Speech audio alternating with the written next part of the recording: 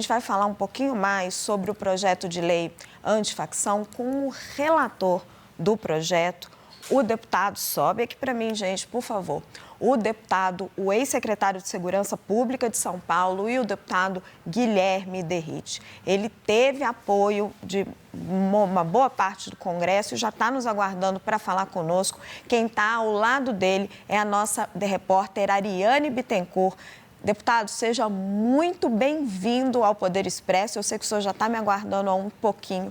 Agradeço a paciência. Seja muito bem-vindo. É um prazer receber o senhor aqui. Ariane, minha querida, comece a entrevista para mim, por favor. Claro, Raquel, boa tarde para você e para todos que estão nos acompanhando aqui no Poder Expresso. Boa tarde também para o deputado que gentilmente nos atende aqui hoje no gabinete. Começo perguntando, deputado, a que se deve, na sua avaliação, esse recuo do governo, né? A gente teve agora o Ministério da Justiça dizendo que a aprovação do texto, a versão que passou é uma vitória do governo, foi da forma que o governo queria, ao passo que pouco tempo atrás a gente viu um discurso diferente, de preocupação com o texto, sobretudo sobre a sua relatoria. E te pergunto também, porque hoje, mais cedo no Palácio do Planalto, conversando com algumas fontes, eu ouvi sobre a possibilidade de vetos parciais ao texto, que o presidente avalia essa possibilidade. Então, te pergunto duas coisas em uma. A que se deve, na sua avaliação, esse recuo do governo e como ficariam esses eventuais vetos? Olha, primeiro um prazer falar com vocês, Raquel, todos que nos acompanham. Eu acho que dessa vez o governo teve uma inteligência, que eles sabiam que perderiam no voto. Então, logo na largada das nossas tratativas técnicas a respeito do texto, a equipe do Ministério da Justiça, a equipe técnica que nos procurou, o próprio ministro, nós fizemos reuniões, já partiu do princípio que o texto base seria o texto da Câmara, porque a nossa vitória foi esmagadora no ano passado, mais de 311 votos com base no texto da Câmara. Então, tomando como base o texto da Câmara e aproveitando boas iniciativas que vieram do Senado Federal. Nesse contexto, o governo colocou alguns pontos que seriam pontos de interesse de alteração de redação, outros pontos que eles colocaram que, de forma muito transparente, eu falei que não iria alterar, não iria ceder nesse aspecto, em especial a questão dos presos provisórios poderem votar, porque isso foi retirado, essa possibilidade, no destaque do Partido Novo, a questão do fim do auxílio-reclusão para membros de organizações criminosas, líderes que vão cumprir pena direta no sistema penal federal. Deixei de maneira muito clara e transparente esses pontos, e aí o governo, sabendo que ia perder, eu achei que eles foram inteligentes, falou, olha, é melhor a gente aceitar a derrota e cantar uma pseudo-vitória, e vamos trabalhar pelo Brasil. Eu elogiei, inclusive, a postura da equipe técnica do Ministério da Justiça. Então, o texto muda muito pouca coisa do texto que saiu da Câmara dos Deputados. É um texto muito duro, com penas duríssimas para criminosos, que podem chegar a 65 anos de prisão. As condutas típicas bem elencadas, condutas praticadas por membros de organizações criminosas que dominam o território, que utilizam fuzis, armas de guerra para atacar policiais, que explodem caixas eletrônicas, que subjugam parte da população brasileira que, infelizmente, vive sob domínio territorial do crime organizado. Em outro aspecto, o cumprimento de no mínimo 70% das penas em regime fechado, podendo chegar a 85% dessas penas. E um terceiro ponto tão importante quanto, que é a descapitalização de bens de empresas e indivíduos que fazem a lavagem de dinheiro do crime organizado, na ação civil independente, autônoma e imprescritível do Ministério Público. Então, esses três pontos principais que eu já mencionei, formam um escopo, o coração, o pulmão e a alma do projeto. Eles aceitaram isso, os pedidos que foram feitos de alterações redacionais para que não houvesse uma interpretação muito elástica para criminalizar eventualmente pessoas que são coagidas em comunidades a fornecer, a esconder indivíduos, membros de organizações criminosas. Eu entendia que não era tão necessário isso, porque ninguém quer que alguém que está sendo coagido a esconder alguém, na verdade é uma vítima, não é alguém que participa do crime organizado. Mas, mesmo assim, nós adequamos as redações propostas pela equipe do Ministério da Justiça, tomamos como base o texto da Câmara e aprovamos. Uma coisa que, infelizmente, eu não consegui aprovar, no meu parecer, eu sugeri a aprovação ipsis literis, ou seja, exatamente como veio do Senado Federal, a questão da taxação das bets. Eu gostaria muito que isso tivesse ficado no texto aprovado, a redação final, porque é uma nova fonte de receita, uma nova fonte de financiamento para a segurança pública. Mas alguns líderes partidários entenderam que essa é uma matéria estranha, que não havia sido discutida na Câmara em novembro do ano passado. Por isso, foi apresentado um destaque para que fosse, não é que foi rejeitado, é um destaque para uma proposição autônoma, ou seja, vai ser tratada como um projeto em separado, já aprovado no Senado, que agora pode tramitar na Câmara dos Deputados. E sobre eventuais vetos do presidente? Olha, eu acho que... Deputado. Eu acho que essa questão dos vetos presidenciais é uma decisão política do governo. Eu entendo que a questão do o que o presidente vai vetar, talvez alegando alguma inconstitucionalidade ou fazendo um aceno para a sua base política. A gente sabe que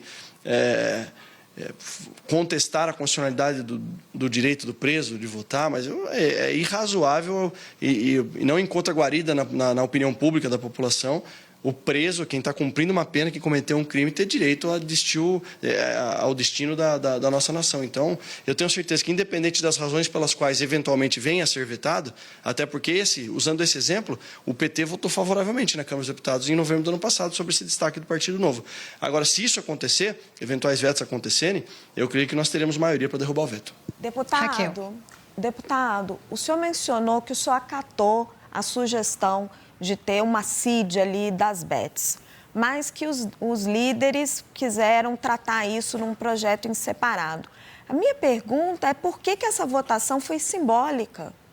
Por que o Congresso não votou isso, nominando para que a população pudesse saber quais eram os deputados que eram contrários a esse novo imposto? Eu concordo, Raquel. Essa é uma pergunta que não só você quer saber, acho que toda a população quer saber. Dos 513 deputados, eu tenho certeza de um deputado que queria essa taxação das bets, que era o relator da matéria, que sou eu. Tanto é que eu coloquei no meu texto pela aprovação das bets, mas é uma resposta que eu, infelizmente, não tenho para você. E, deputado, emendando, havia algum acordo com o governo relacionando o PL antifacção com a aprovação do PL dos data centers? Não sei te dizer, Raquel. O que eu vi, sinceramente, foi assim uma certa falta de articulação, não por culpa do deputado Guimarães, que é líder do governo na Câmara, mas ele participou das tratativas no dia anterior e ontem o dia todo, um dia que nós fizemos questão de sentar com a equipe técnica do Ministério da Justiça, coisa que a equipe anterior não fez, não nos procurou. Essa equipe fez, de fato, conseguimos adequar alguns ajustes, como eu já mencionei, mas na hora da reunião de líderes, o próprio líder do PT estava falando uma posição contrária ao líder do governo, então demonstrou ali uma falta, uma bateção de cabeça do próprio governo. O Ministério da Fazenda, por exemplo, era contra a questão das seed bets.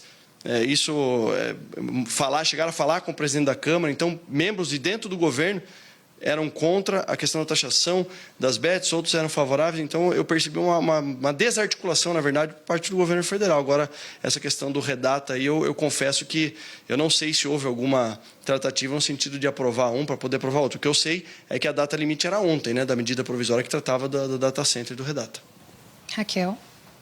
Ariane, fica à vontade, querida. Vamos lá, então.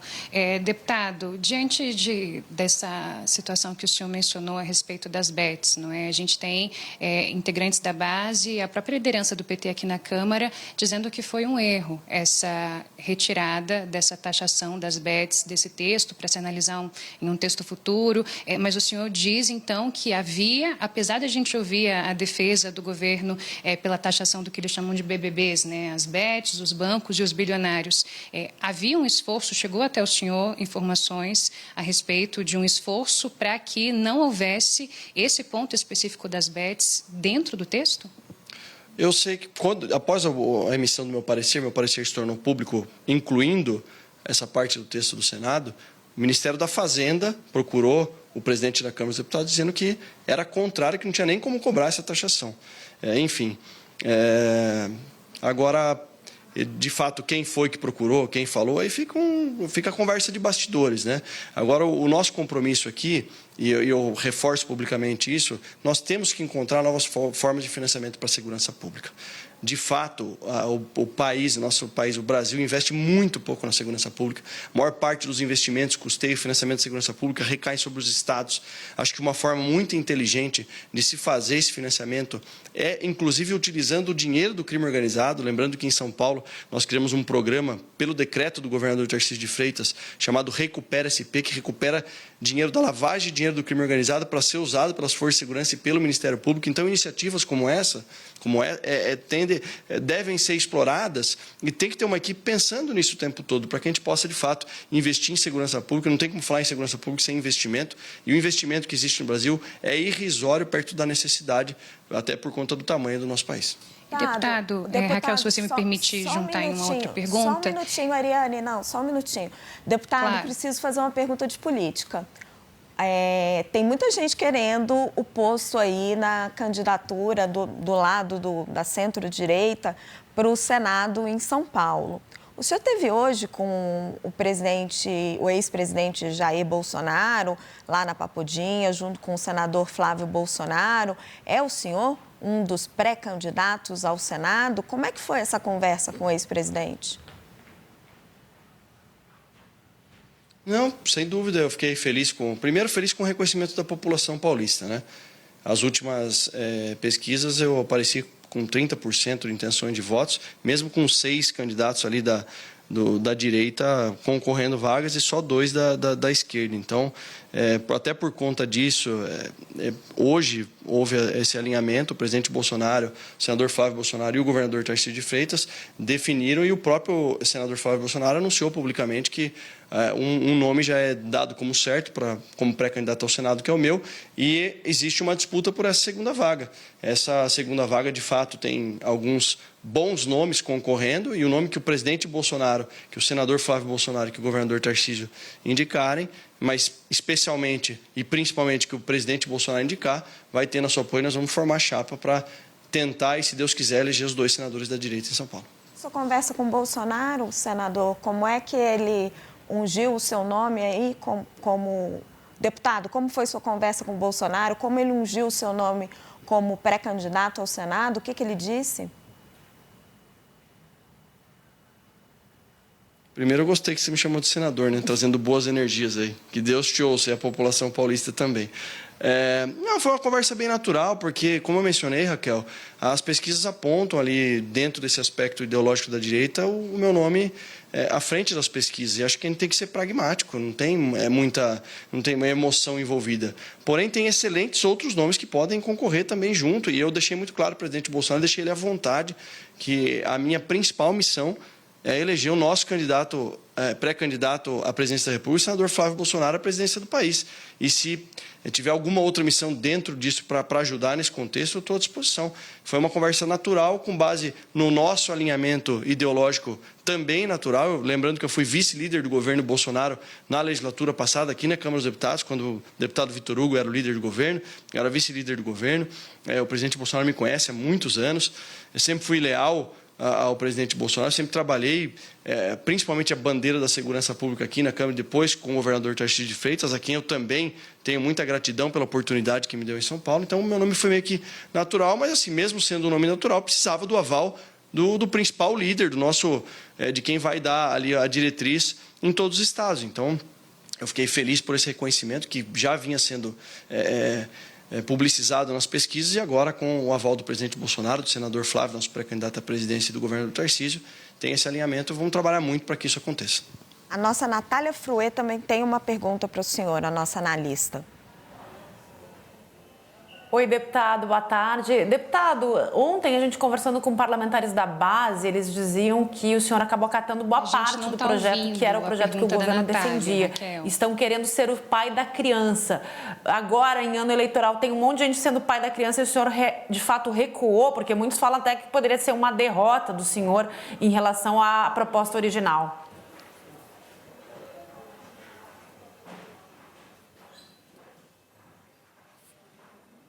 Então, gente, acho que deu uma confusão aqui. Nath, você pode repetir a síntese da sua pergunta, que eu vou repassar para o deputado, que eles não estão ouvindo em Brasília?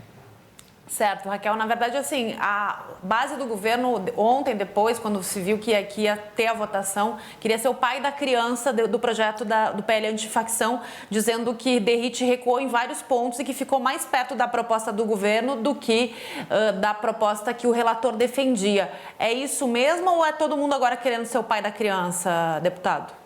Deputado, acho que resumindo a pergunta da Natália... Eu ouvi, agora Raquel. o senhor ouviu. Maravilha, obrigada. Eu ouvi, mas ela mesma já respondeu. Então, tem um ditado popular lá em Sorocaba, na minha terra natal, que todo mundo quer ser o pai depois que o filho é bonito, né? Então, quando eles perceberam que o apoio popular nessa pauta da segurança pública, endurecimento das penas, líderes direto para o sistema penal federal, fim do auxílio reclusão, fim de direito a voto, quando eles perceberam a popularidade e a adesão popular, eles quiseram dizer que agora o texto, o governo corrigiu, mas majoritariamente, 99% do texto, foi o texto que saiu da Câmara dos Deputados, mas não tem problema com relação a isso, faz parte da política, são narrativas que não se sustentam, é só pegar o texto proposto pelo Lewandowski no ano passado, que não tinha absolutamente nada do texto que foi escrito por nós, estruturado por nós aqui na Câmara, aprovado pela Câmara, alterado no Senado, mas retomado pela Câmara dos Deputados. Eu quero agradecer muito a nossa Ariane Bittencourt, que trouxe essa entrevista para nós, ao deputado Guilherme Derrite, que topou conversar conosco, a nossa Natália Fruet. Muito obrigada, deputado.